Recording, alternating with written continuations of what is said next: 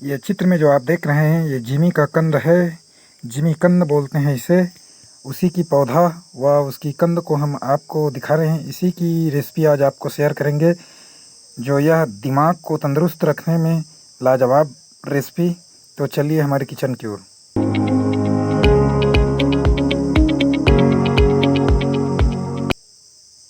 तो यह रेसिपी कुछ बनने के बाद इस तरह से दिखाई देने लगता है। तो इसी रेसिपी के बारे में आज हम आपको पूरी डिटेल्स में जानकारी देंगे व यह रेसिपी कैसी बनाई जाती है इसी के बारे में बताएंगे। तो इसे जिमी कंद कहते हैं, जो शरीर को हष्ट पुष्ट रखने में व दिमाग को तंदुरुस्त रखने में बहुत ही लाभदायक यह कंद, इसे जिमी कंद कहते हैं। तो इसी की रेसिपी के बारे में बताएंगे हमारे पारंपरिक कुक चैनल में। तो नमस्कार, मैं आपका पारंपरिक कुक में एक बार फिर से स्वागत करता हूं। तो ये जिमी कंद को आप कुछ इस तरह से काट लीजिए। तो जिमी कंद दो प्रकार के होते हैं, दोनों की ही समान गुण पाए जाते हैं। तो ये सफ़ेद वाला जिमी कंद है जो हल्का पीला नज़र आता है, और लाल जिमी कंद भी पाया जाता है जो हल्का लाल भूरा दिखाई देता है। तो हम आज सफ़ेद जिमी कंद को आपको कुछ इस तरह से टुकड़े करके इसको पहले उबालेंगे।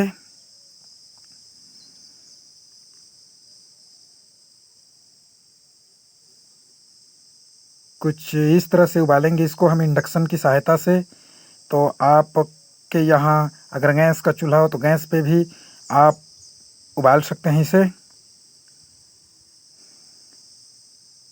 इसे ऐसे ही कच्चे बनाने पर इसमें खाने पर मुंह में खुजली सा होता है, इसीलिए इसे उबाल कर इसे धूप में सुखाएंगे। तो जब पूरी तरह से यह उबल जाए तो इसे एक अलग से पात्र में रखकर आप लोग भी कुछ इस तरह से उसका छिलका उतार लीजिएगा।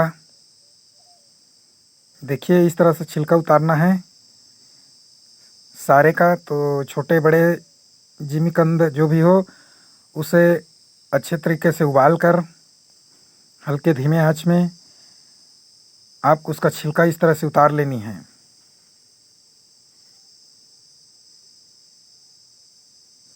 कुछ इस तरह से। तो पारंपरिक कुक में आपको जिमी कंद की रेसिपी बताने जा रहे हैं, और कुछ इस तरह से आपको बिस्किट की तरह काट लेनी है, हल्के चौड़े चौड़े और कुछ मोटे से। यह सूखने पर पतला हो जाता है तो इसे धूप में हम सुखाएंगे 1-2 दिन के लिए। चाहे तो आप इसे ताज़ा बना सकते हैं, और ताज़ा बनाने के लिए इसको खट्टा बनाना पड़ता है। तो यह खुजली नहीं होती है, ना इसका कोई साइड इफ़ेक्ट नहीं होता है। यह दिमाग को तंदुरुस्त रखने के लिए बहुत ही अमेजिंग सब्जी व शरीर को स्वस्थ रखने के लिए बहुत ही लाजवाब एनर्जी बूस्टर रेसिपी आज आपको शेयर करने जा रहे हैं। तो कुछ इस तरह कटने के बाद आप इसे धूप में अच्छी तरीके से सुखा लीजिए।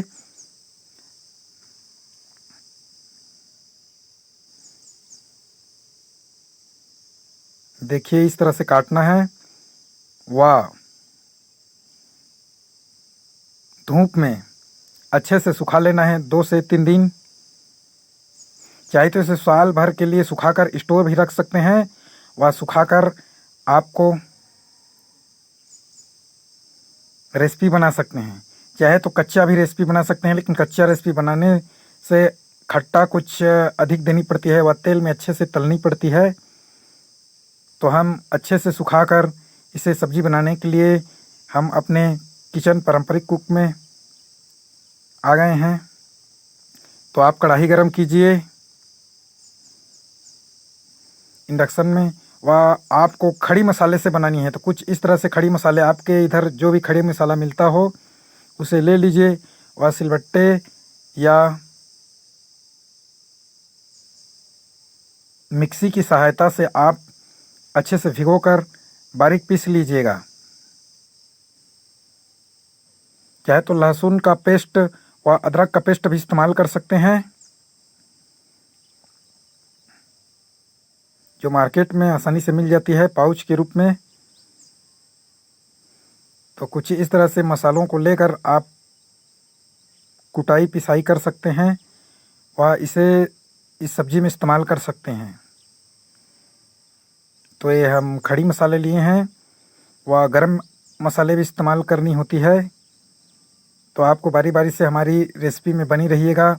हम आपको बताएंगे कि यह सब्ज़ी की रेसिपी किस तरह से बनाई जाती है।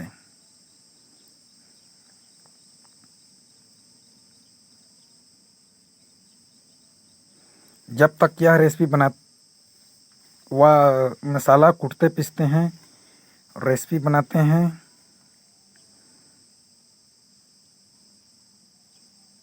इसमें सूखे मिर्ची का भी इस्तेमाल होता है कुछ इस तरह से।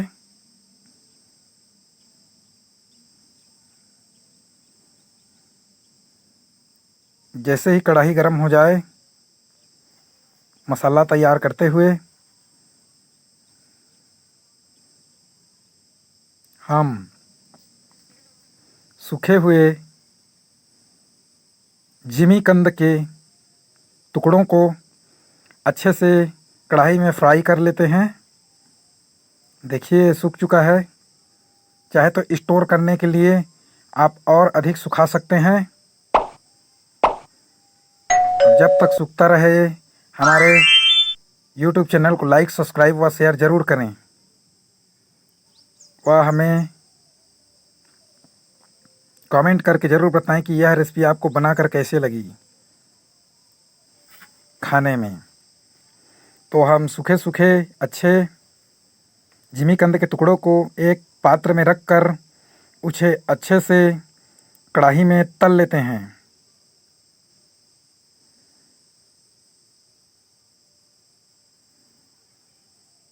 और बाकी को अच्छे से और सुखाकर हम स्टोर रख सकते हैं और दूसरे दिन इसकी रेसिपी बना सकते हैं इसी तरह से।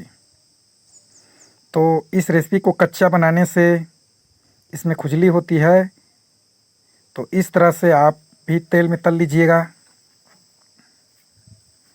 हमारे छत्तीसगढ़ में के ग्रामीण से लेकर शहरी अंचलों में प्रसिद्ध जिमीकंद की रेसिपी आज आपको शेयर करने जा रहे हैं पारंपरिक कुक चैनल में। तो हमारी यह पारंपरिक कुक चैनल को शुरू से लेकर लास्ट तक विजिट करते रहिएगा व यह रेसिपी कैसे लगी आपको हमें कमेंट कर ज़रूर बताइएगा। तो जब तक फ्राई करते हैं, हमें कमेंट करके अपना सुझाव ज़रूर दीजिएगा।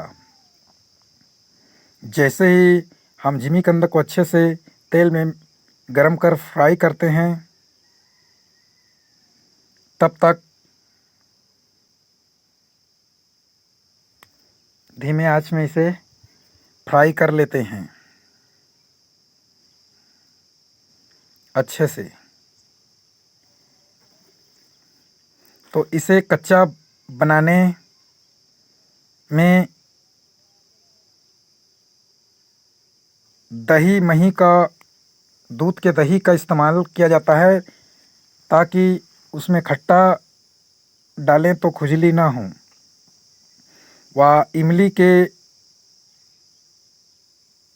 कुछ टुकड़े भिगोकर खटाई के लिए डालते हैं ताकि रेसिपी या खट्टा बने और इसमें मुंह में खुजली ना हो।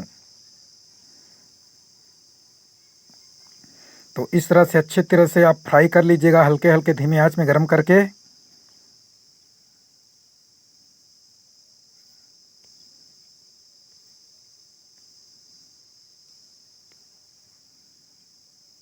पूरी तरह से तेल में अच्छे से फ्राई कर लीजिएगा इसे, जिमीकंद के टुकड़ों को सूखे हुए। किस तरह से सुखाना है हम पहले भी बता चुके हैं।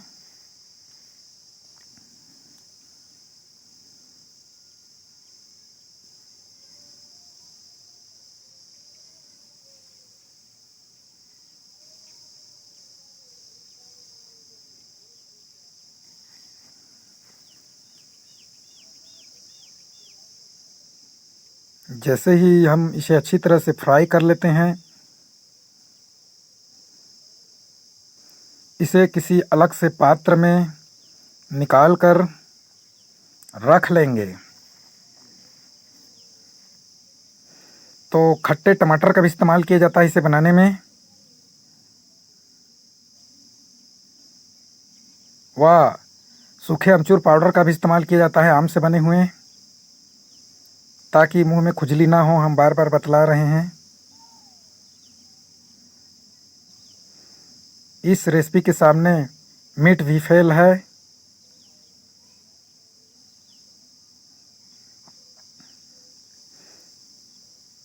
तो मीट से भी यह अति स्वादिष्ट बनता है। तो हम फिर से कढ़ाई गरम करते हैं और उसमें तेल ऐड करते हैं, कुकिंग ऑयल जो सब्जियों में इस्तेमाल होती है। तो कुकिंग ऑयल को गरम होने देते हैं। जैसे हमारी कुकिंग ऑयल गरम हो जाए, आपको उसमें जीरा फ्राई करनी है, कुछ इस तरह से 1 चम्मच के आसपास।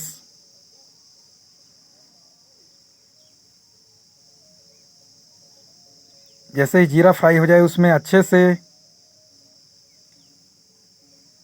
हम प्याज के टुकड़ों को फ्राई करते हैं। ये प्याज के टुकड़े हैं, उसे अच्छी तरह से फ्राई करते हैं।